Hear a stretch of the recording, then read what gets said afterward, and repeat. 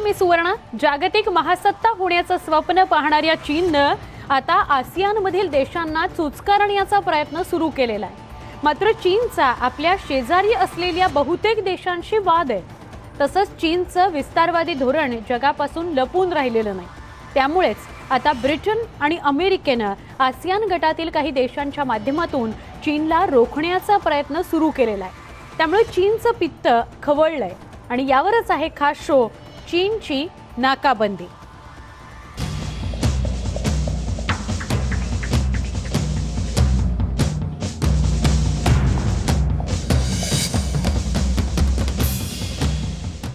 चीननं आसियान देशांना आपल्या बाजूने वळवण्याकरता प्रयत्न सुरू केलेले आहेत.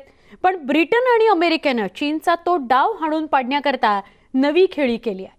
पुढच्या महिन्यामध्ये ब्रिटनमध्ये होऊ घातलेल्या G7 या गटाच्या बैठकीकरता आसियान देशांमधील काही सदस्य देशांना निमंत्रण देण्यात आलंय. त्यामुळे चीनच्या प्रयत्नांना खीळ बसली आहे. बघूयात विशेष रिपोर्ट.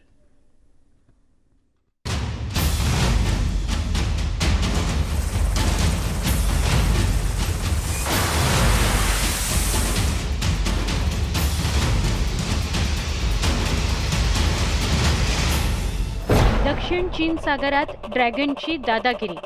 फिलिपिन्सनं चीनी सैन्याला पिटाळलं. चालाक चीननं पुन्हा एकदा सरड्यासारखा रंग बदललाय. चीन जे बोलतो नेमकं त्याच्या विरुद्ध त्याची कृती असते.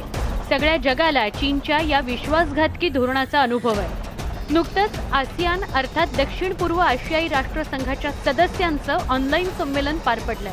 दक्षिण पूर्व आशियातील देशांवर आपला देश प्रभाव टाकणार नसल्याचं चीनचे राष्ट्राध्यक्ष शी जिनपिंग यांनी या संमेलनात स्पष्ट केलं. तसंच आपल्या शेजारी असलेल्या लहान लहान देशांवर चीन दबाव टाकणार नसल्याचंही शी जिनपिंग यांनी यावेळी सांगितलं.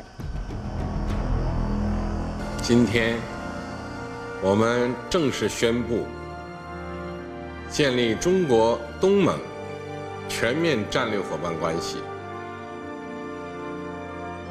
这是双方关系史上新的里程碑，将为地区和世界和平稳定、繁荣发展注入新的。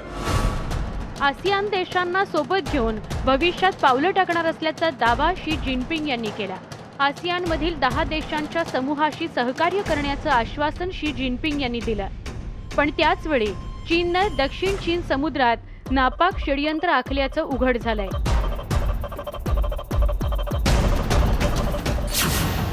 दक्षिण चीन समुद्रातील काही बेटांवरून चीन आणि फिलिपिन्समध्ये गेल्या अनेक वर्षांपासून वाद सुरू आहे. अलीकडच्या काळात त्यावरून पुन्हा एकदा तणाव वाढल्याचं चित्र आहे. गेल्या आठवड्यात चीनी नौदलाशी झालेल्या वादानंतर फिलिपिन्सनं पुन्हा एकदा वादग्रस्त भागात आपली 2 जहाजं पाठवली होती. वादग्रस्त शोल द्वीपच्या संरक्षणासाठी तैनात करण्यात आलेल्या नौदलातील सैनिकांकरता अन्नधान्य आणि जीवनावश्यक वस्तूंचा साठा या जहाजाच्या माध्यमातून पाठवण्यात आला होता. त्यावेळी चीनी नौदलानं फिलिपिन्सच्या जहाजांवर पाण्याचा मारा केला होता.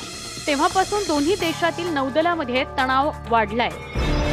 फिलिपिन्सच्या द्वीपांवर चीननं दावा ठोकलाय. दक्षिण चीन सागरात स्प्रॅटली द्वीप समूह आहे. ते वादग्रस्त द्वीप विट्सन द्वीपचा एक भाग असल्याचा चीनचा दावा आहे. याच प्रदेशातील जुलिना फेलिप रीफवर कब्जा करण्यासाठी फिलिपिन्सच्या नौदलानं अनेक वेळा प्रयत्न केला होता. पण प्रत्येक वेळी चीनी नौदलानं त्यांचा तो प्रयत्न हाणून पाडला.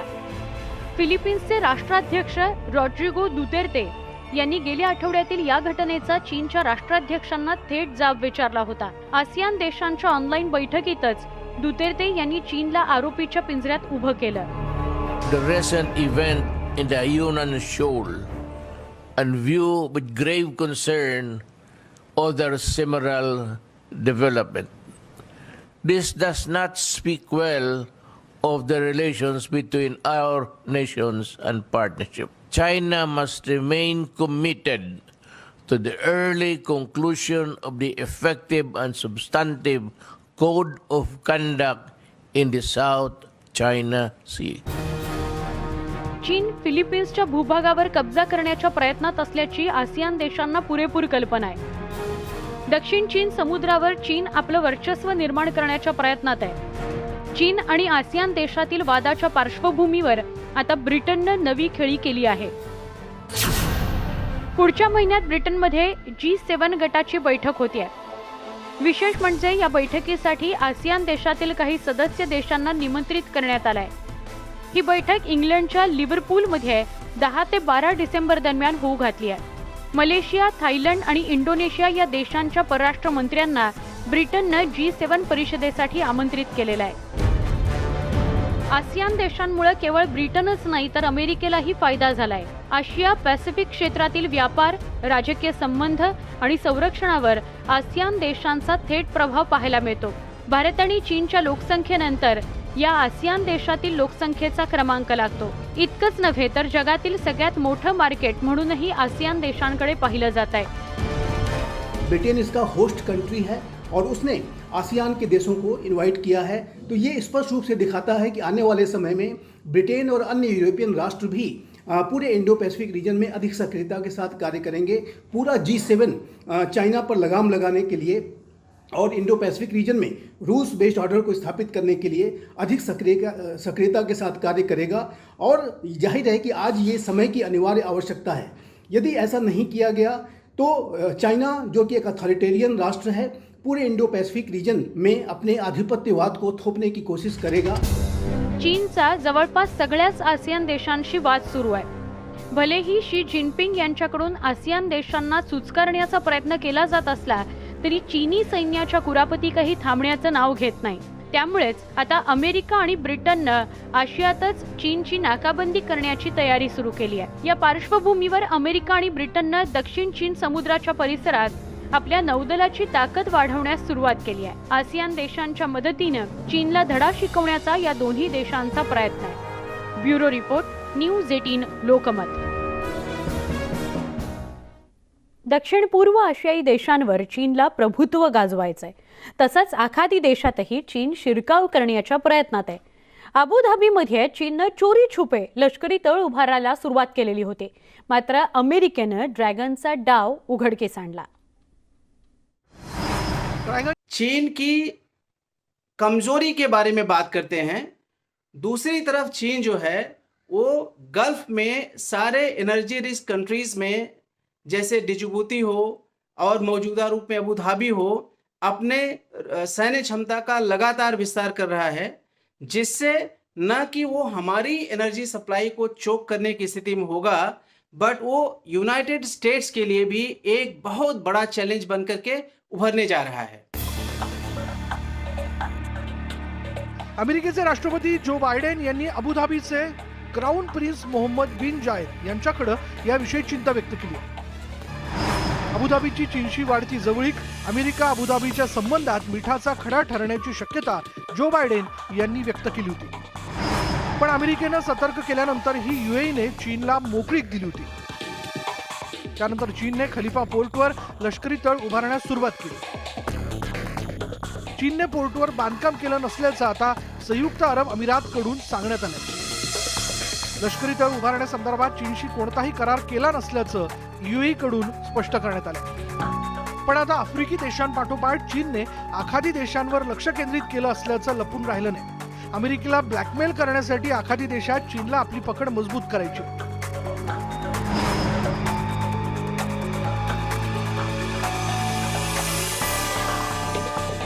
ऐसी स्थिति में चीन के लिए बहुत ज़रूरी है कि वो अपने एनर्जी रिसोर्सेज को प्रिजर्व कर सके, ताकि उसके डोमेस्टिक कंजम्पशन के लिए या कॉन्फ्लिक्ट के दौरान उसकी जो एनर्जी की नीड हो, चाहे डिफेंस फोर्सेस के लिए हो और चाहे उसकी पॉपुलेशन के लिए हो, वो किसी भी स्थिति में डिस्टर्ब न हो.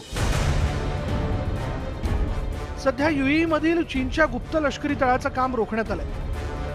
अमेरिकेच्या हस्तक्षेपामुळे चीनला मोठा धक्का बसला.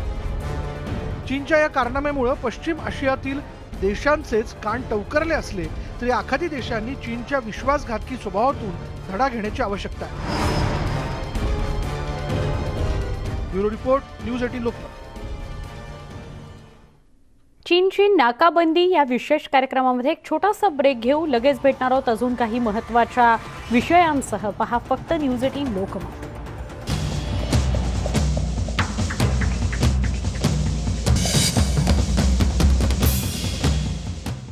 चीनची नाकाबंदी या विशेष कार्यक्रमात पुन्हा एकदा स्वागत. जगाचं नेतृत्व करण्याचा चीनचा मनसूबा आहे. त्याकरता आफ्रिकेपासून आखातापर्यंत चीननं पाय पसरवायला सुरुवात केली आहे. मात्र चीनकडून मानवाधिकारांचं सर्रास उल्लंघन केलं जात आहे. आपल्याच देशातील विगर मुस्लिमांवर चीनी सरकारकडून अत्याचार केले जात आहेत. चीनमधील एका मानवाधिकार कार्यकर्त्यानं चीनचा क्रूर कृत्य जे समोर आणलंय त्याच्या कृत्याचा पर्दाफाश केलाय. पाहूयात आपण याविषयीचा खास रिपोर्ट. तोपर्यंत बिगर मुस्लिमांवर अत्याचार केले जात आहेत. बिगर मुस्लिमांना साम्यवादी करण्यासाठी चीनकडून सतत प्रयत्न केला जातो. चीनमधील छुप्या कैदखान्याची छायाचित्र उपग्रहाने टिपली आहेत. चीनमध्ये गुप्त कैदखाने असल्याचं आजवरच्या अनेक गोपनीय अहवालांमधून उघड झालंय. शिंजियांग मधील विगर मुस्लिमांसाठी शी जिनपिंग यांनी किती गुप्त कैदखाने तयार केले आहेत याविषयी अद्यापही संपूर्ण माहिती उघड झाली नव्हती. पण चीनमधील मानवाधिकार कार्यकर्ता गुआन यांनी पर्यटक बनून उरुमुची शहरातील गुप्त कैदखान्यांचा पर्दाफाश केला. चीनमधील शी जिनपिंग सरकारने तयार केलेल्या नजरकैद शिबिराचं वास्तव हे गुआन यांनी आपल्या कॅमेरामध्ये कैद केलंय. खरं तर त्यांनी यासाठी आपल्या जीवाचीही पर्वा केली नाही. गुआन यांनी रिएज्युकेशन कॅम्प, डिटेन्शन सेंटर आणि तुरुंगातील क्रूर नेटवर्कचा पर्दाफाश केला. गुआन यांच्यामुळे चीनी सरकारचा क्रूर खेळ जगासमोर आलाय. गुआन यांनी शिंजियांग प्रांताच्या 8 शहरातील 18 डिटेन्शन कॅम्प शोधून काढले. त्यामध्ये एका मोठ्या डिटेन्शन कॅम्पचा सुद्धा समावेश आहे. हा डिटेन्शन कॅम्प जवळपास 1000 मीटर भूखंडावर वसलेला आहे. या डिटेन्शन कॅम्पमध्ये रिफॉर्म थ्रू लेबर या घोषणा दिल्या जातात. चीनने अशा प्रकारच्या विविध कॅम्पमध्ये जवळपास 20 लाख विगर मुस्लिमांना नजरकैदेत ठेवलं असल्याचं बोललं जातं. गुआन यांनी 2 वर्ष शिंजियांग प्रांतातील वेगवेगळ्या शहरांना भेट दिली. या कालावधीत त्यांनी शी जिनपिंग सरकारने उभारलेल्या गुप्त कैदखान्यांची माहितीही गोळा केली. जीव धोक्यात घालून त्यांनी हे काम केलं. चीनी सैनिकांना त्यांच्या कारनाम्याची चांगलीच खबर लागली असती तर त्यांना तात्काळ अटकही करण्यात आली असती. पण गुआन यांनी जोखीम पत्करून कैदखान्याचं सत्य कॅमेरामध्ये कैद केलं. बिगर मुस्लिमांवर होणाऱ्या अत्याचाराचे पुरावे सुद्धा त्यांनी गोळा केले.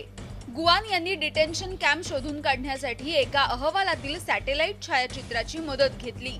शिंजियांगमध्ये उभारण्यात आलेल्या काही डिटेन्शन कॅम्पचं नकाशावर नामोनिशाण नसल्याचं गुआन यांना आढळून आलंय. तसंच अनेक अडचणींवर मात करून गुआन यांनी कैदखान्यांचा शोध घेतला. काटेरी तारांचं कुंपण, कडक सुरक्षा व्यवस्था, पोलीस तपासणीची चौकी, सैनिकांचं बरॅक, सैन्याची वाहनं, तुरुंगाच्या भिंतीवरील खुणा हे सगळं त्यांनी आपल्या कॅमेऱ्यात कैद केलं. 19 मिनिटं आणि 25 सेकंदांचा हा व्हिडिओ सार्वजनिक करून गुआन यांनी शी जिनपिंग यांच्या क्रूर धोरणाचा पर्दाफाश केला.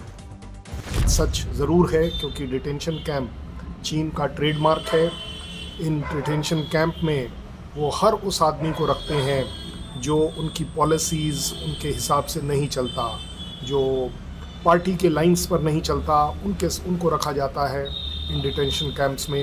उनकी total freedom, human right violation होती है.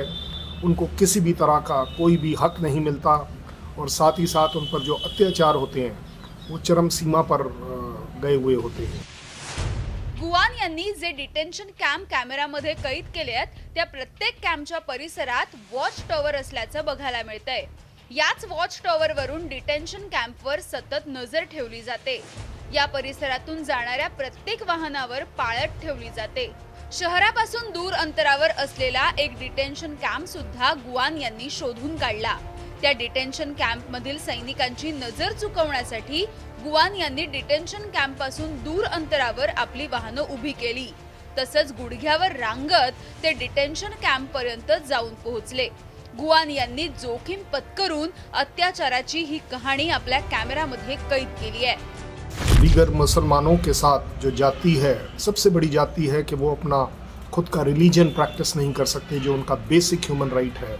इसके अलावा उनको जिस तरह के डिटेंशन कैंप्स, रीओरिएंटेशन कैंप्स में रखा जा रहा है जिससे कि उनको रीओरिएंट किया जाए और वो अपनी जो बेसिक रिलीजियस नीड है, ड्यूटी है, वो उसको ना पूरा कर पाए. ये एक अपने आप में बहुत बड़ा अत्याचार है. साथ ही साथ उनके साथ दूसरे भी अत्याचार किए जा रहे हैं. उनको नौकरी नहीं दी जा रही, उनको खान पान का किसी भी तरह से डिटेंशन कैंप में कोई फैसिलिटी नहीं है, ऊपर से उनके ऊपर पनिशमेंट्स हैं। बिगर मुस्लिमांवर चीनी सरकारकडून सतत अत्याचार केला जातो.